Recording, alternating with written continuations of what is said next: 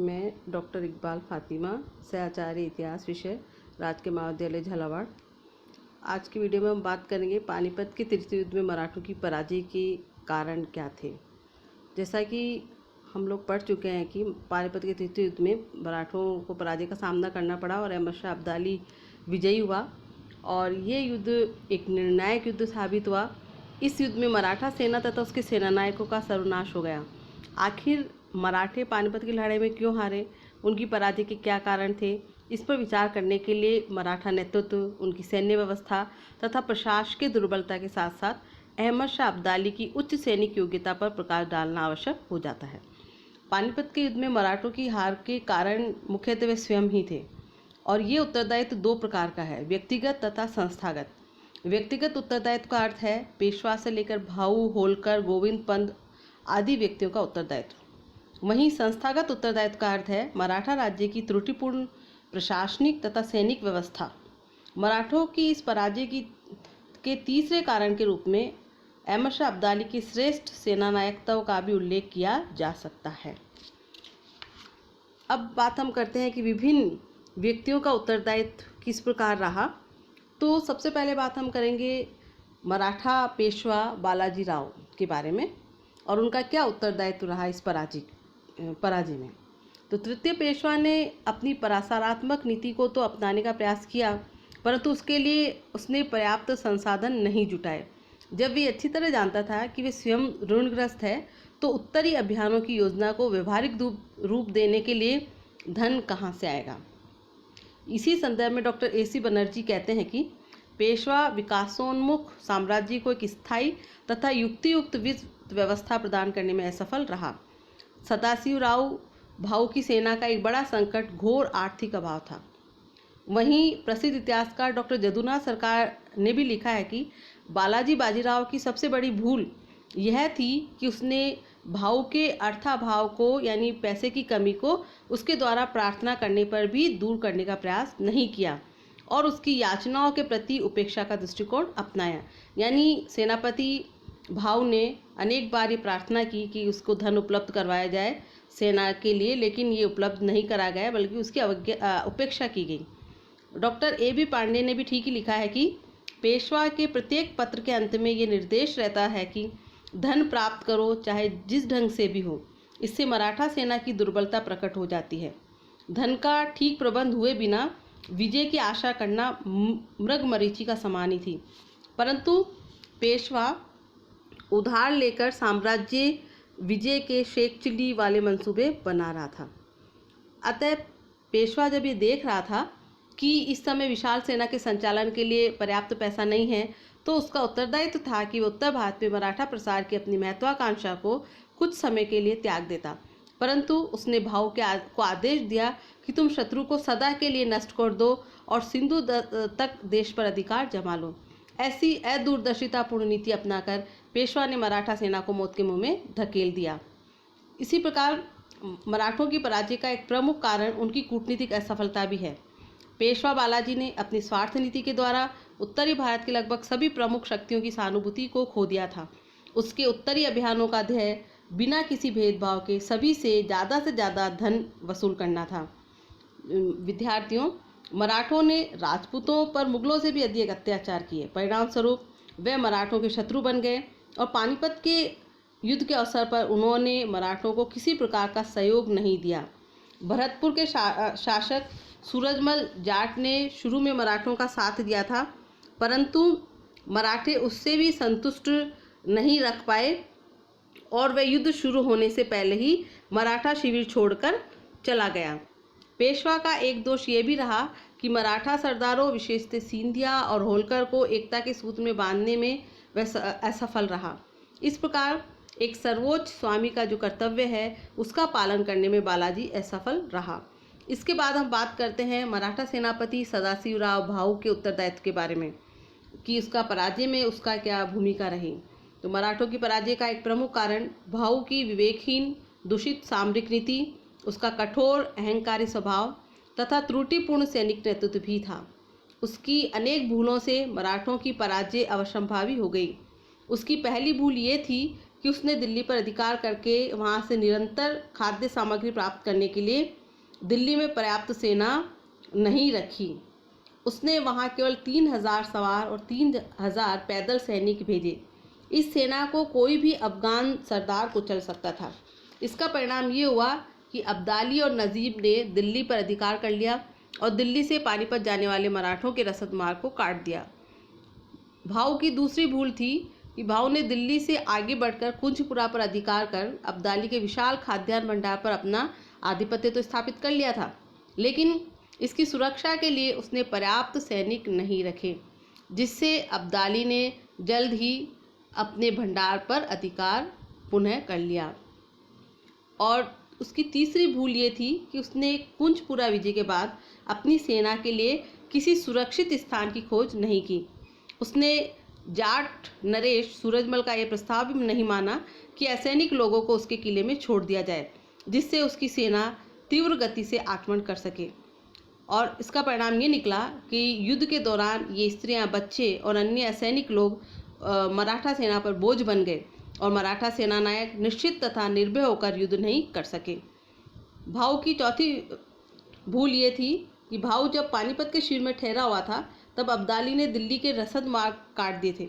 अतः उस समय भाऊ ने अब्दाली के प्रमुख शत्रु सिखों से संपर्क स्थापित करके उनसे सहायता एवं सहयोग प्राप्त करने का प्रयास नहीं किया। उसकी सबसे बड़ी भूल ये भी थी कि जब आर्थिक संकट के कारण भाऊ को अपनी पराजय का पूरा ज्ञान हो चुका था तो उसे युद्ध न करके उससे यथासंभव बचने का प्रयास करना चाहिए था, परंतु भाऊ ने दूरदर्शिता तथा कूटनीति से विहीन होकर ऐसा भी नहीं किया और अपनी सेना को युद्ध में झोंक दिया। भाऊ योग्य और वीर होते हुए भी अहंकारी था। ये उसकी एक बहुत बड़ी कमजोरी थी। उसने अपनी दंभी प्रवृत्ति के कारण, यानी अपनी अहंकारी प्रवृत्ति के कारण, जाट राजा सूरजमल के उपयोगी परामर्श को स्वीकार नहीं किया और अन्य मराठा सरदारों की सलाह के अनुसार पानीपत में शत्रु के विरुद्ध छापामार युद्ध पद्धति भी नहीं अपनाई। उसने होलकर तथा सिंधिया जैसे योग्य मराठा सरदारों को भी अपने अहंकारी स्वभाव के कारण असहयोगी बना लिया। अतः उपयुक्त दोषों तथा भूलों के कारण भाऊ पानीपत में मराठों की पराजय के लिए काफ़ी हद तक उत्तरदायी साबित हुआ। अब हम बात करेंगे मराठों की दोषपूर्ण सैन्य व्यवस्था की। शिवाजी के समय में मराठा सेना में हल्की और फुर्तीली पैदल सेना तथा तीव्र गति के अश्वारोही सैनिक थे, लेकिन बालाजी के समय में मराठा सेना का रूप बदल गया था। अब इस सेना में गैर मराठी भाड़े के यानी किराए के सैनिक भी भर्ती कर लिए गए थे। अतः देशी विदेशी सैनिकों के मिश्रण से सेना का स्वरूप अंतर्राष्ट्रीय तथा संगठन ढीला ढाला सा हो गया था और ये सेना पानीपत के मैदान में सही तरीके से कार्य नहीं कर पाई। मराठा सेना का एक दोष ये भी था कि उनके पास तोपों की व्यवस्था अच्छी नहीं थी। उनकी तोपें बहुत भारी थी। कभी कभी तो एक तोप को खींचने के लिए भी लगभग 200 बैलों की जरूरत पड़ती थी। पानीपत के युद्ध के पहले ही मराठों ने अपनी सुरक्षा हेतु की गई गोलाबारी में अपना ज़्यादातर गोला बारूद समाप्त कर लिया था, इसलिए पानीपत के युद्ध के समय उन्हें बारूद की बहुत कमी महसूस हुई। मराठों की तुलना में अब्दाली की सेना में सैकड़ों हल्की चौड़ी नाली वाली बंदूकें थी जो तेज़ दौड़ने वाले ऊँटों पर लादी गई थी।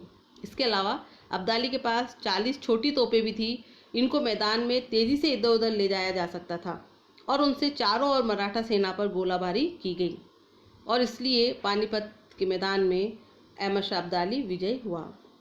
मराठा सेना व्यवस्था का एक दोष ये भी था कि बालाजी विश्वनाथ द्वारा जागीरदारी प्रथा को पुनः प्रचलित कर दिया गया था और इसकी वजह से सामंतों का उदय हुआ और ये सामंत परस्पर ईर्ष्या द्वेष रखते थे तथा राष्ट्रीय संकट के समय में विभिन्न सामंतों की सेनाएं एक ही सेनापति के अनुशासन एवं नियंत्रण में युद्ध करने में असमर्थ थी।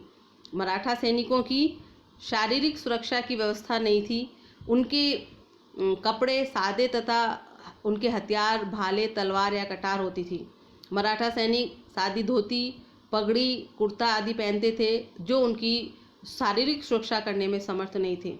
इसके विपरीत अब्दाली के सैनिकों ने मोटे कपड़े के पायजामे, लोहे कवच तथा शस्त्राण पहन रखे थे जिससे उनके ऊपर मराठों के भालों तथा अथवा तलवारों की शीघ्रता से कोई असर नहीं होता था। अब्दाली के सैनिक श्रेष्ठ हथियारों से सुसज्जित थे। मराठों के जो हथियार थे वो लूटमार करने के लिए तो उपयुक्त थे, परंतु खुले मैदान में युद्ध करने के लिए वो उपयोगी नहीं थे।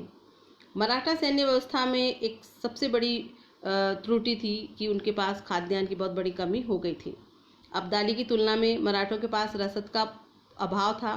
भूख तथा कड़ाके की ठंड के कारण अनेक मराठा सैनिक बीमार तथा कमजोर होकर मर गए थे। पानीपत के युद्ध से पहले अब्दाली ने मराठों के रसद मार्ग को काट कर उनके समक्ष भीषण खाद्य संकट उत्पन्न कर दिया था। मराठा सैनिकों को युद्ध से 2 दिन पहले से भोजन नहीं मिला था और अंत में भूख से मरने की अपेक्षा उन्होंने युद्ध में लड़कर मरना ही उचित समझा। वहीं अब्दाली के सैनिकों के पास भुना हुआ मांस और साथ ही जो है चमड़े के थैलों में पानी भी था, तो यानी उनको युद्ध स्थल पर भोजन की कमी नहीं हुई। मराठा सैन्य व्यवस्था में एक कमी ये भी रही कि पेशवाओं के समय में शिवाजी के शासनकाल के दृढ़ सैनिक नियमों, श्रेष्ठ सिद्धांतों, नैतिक आदर्शों, कठोर अनुशासन इत्यादि समाप्त हो चुके थे।